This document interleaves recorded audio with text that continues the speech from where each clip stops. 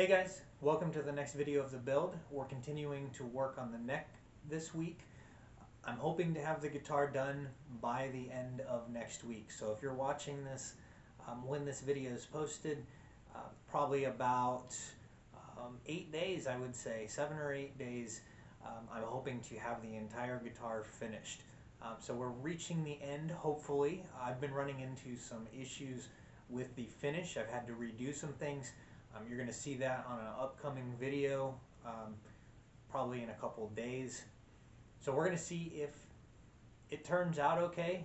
I have no idea how it's all going to fit together. I have not put it together. So we're working with a time crunch here. My buddy who I'm making it for is fine if it does not get completed in time. I'm trying to meet this deadline. So stay tuned.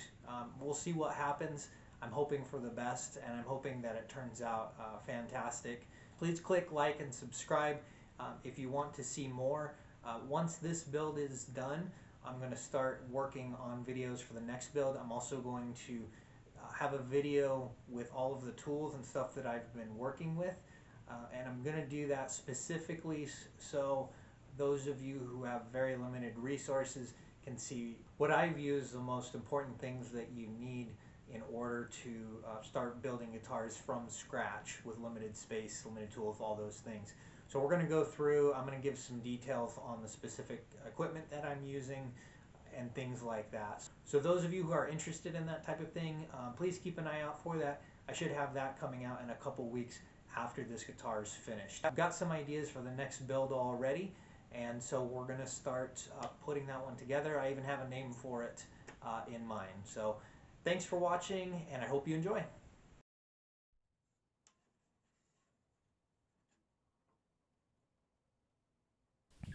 So here I'm drilling into the fretboard to make the holes for the fret dots. And with the design that we're doing, I'm actually drilling about twice as many as you usually would for a fretboard. Before this, I went through with a hole punch so that I could mark exactly where I wanted everything to go. I'm using a center point drill bit right there, and the hole punch allows me to line it up before I ever turn on the drill.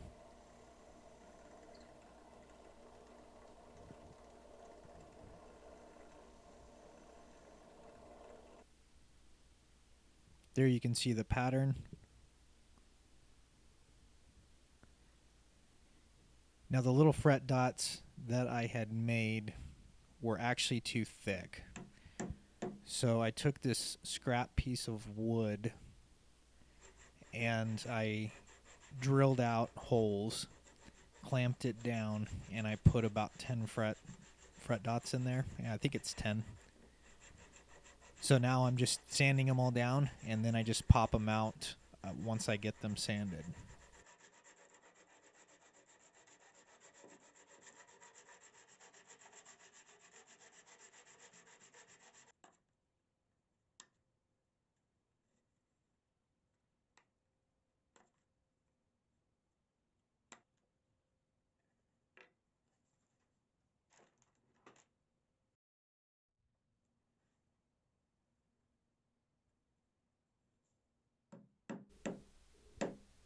So here I'm installing the fret dots. I've got a little piece of dowel right there that allows me to hit them precisely so that they go below into the hole. I want the fret dots lower than being even with the fretboard because I'm going to flood it with CA glue later on, and that's how I'm going to make sure they stick. And then that is also how I'm going to level it out.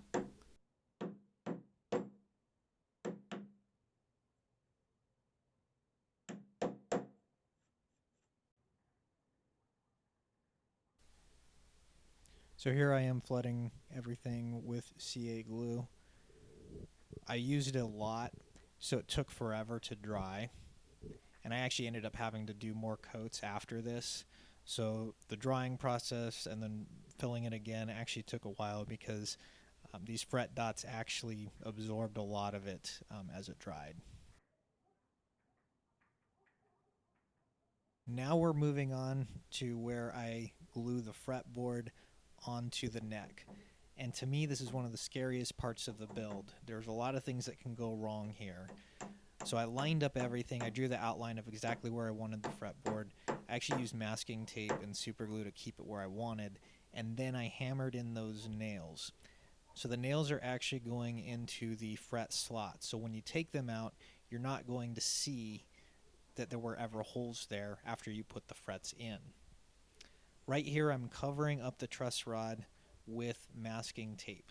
So this is actually going to be glued on with the fretboard, and I'm cutting it right to the very edge, but this is to prevent glue from getting into the truss rod cavity. We do not want any glue getting in there, so this is a great way to prevent that from happening. So if you ever end up taking the fretboard off in the future, your truss rod's going to work fine, and it's just going to work fine in general, because if you glue it in there and then you're trying to make changes, it's probably not going to work.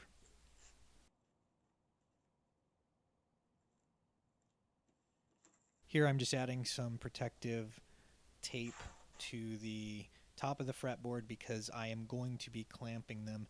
So I'm using these radius blocks kind of as my clamping cauls. I think that's what they're called. And I'm just putting some tape on them as well because I know glue's going to seep through. So I want to keep the glue off of them if I can. As I've mentioned before, we are in Arizona, so glue dries extremely fast, so I'm always trying to work as fast as I possibly can when putting glue on.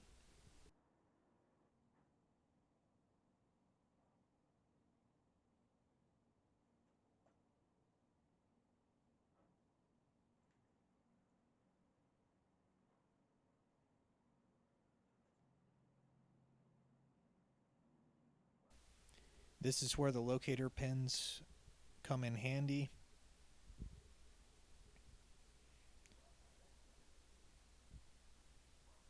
Once you find your spots, the fretboard will line up exactly where you intended it to.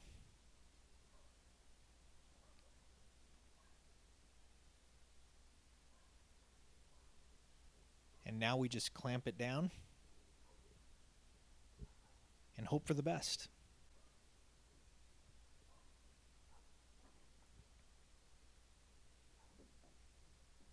One of the reasons I did use radius blocks there rather than a flat piece of wood is because of the curve. They're going to make sure the edges are flush with the neck. And before I'm done with this, it gets really dark. I was working with limited light at this point in time. But there you can see all the clamps. I actually broke a clamp while I was doing this. I had purchased 2 clamps on my way home to make sure I had enough, and I figured why not have as many as possible? I can always use them, and if I had any fewer clamps, I don't think it would have glued correctly.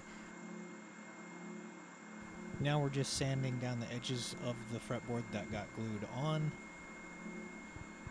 I didn't cut it exactly flush, so this was the quickest way to even it out with the neck. I almost went too far in a certain spot as well, but we're good.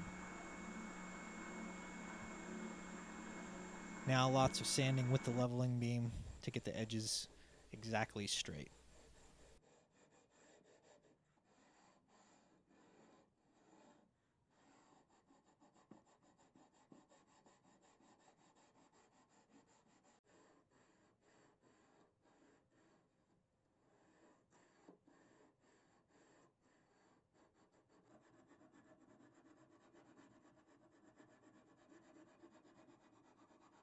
Here's the radius block with the sandpaper on it.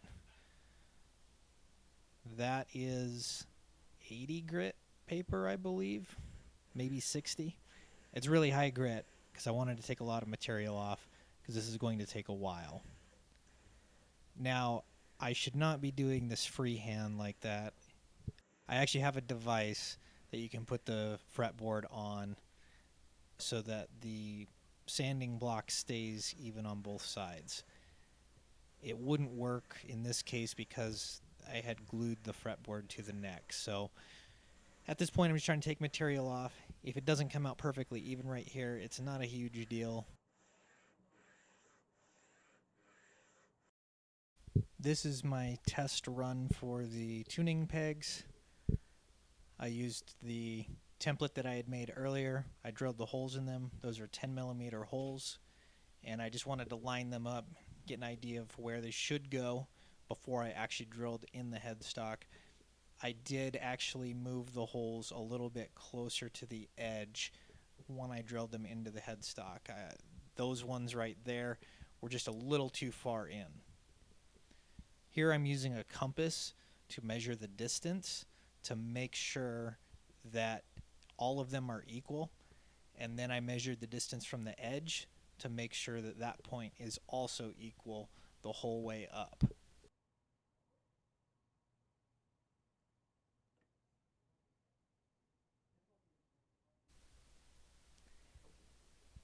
This was a pain because I had to hold the headstock in place, and the weight is all off of the platform there, so it was real difficult to line up a lot of these.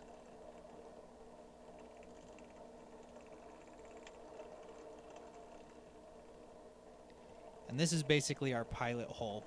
I'm gonna make sure that everything is straight before I actually drill the big holes. If these are off, I can still correct it. But I'm using the compass again there to check the back to make sure when I went through, they actually came out straight. I have drilled holes into headstocks before that did not come out straight. Here I've got a little piece of wood underneath so that when I go through, I'm basically giving myself the lowest chance to get tear out.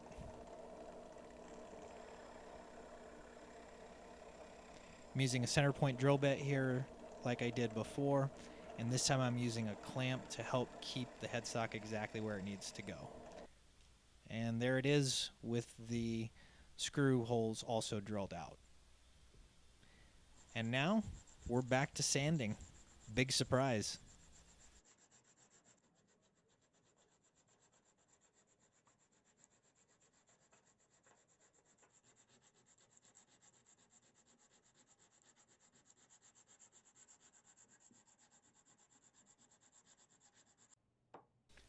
So using the radius block and sanding the fretboard down caused the slots to actually get extremely thin, so I have to make them a little bit deeper.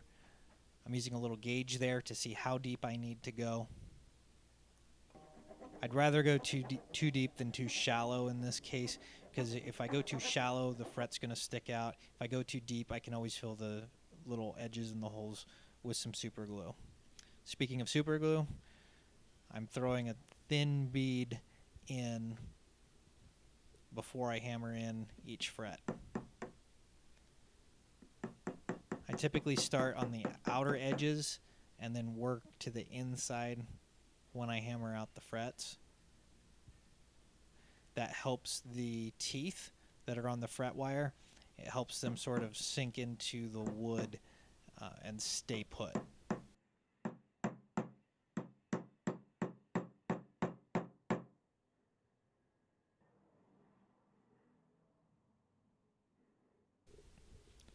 This process actually went pretty quickly.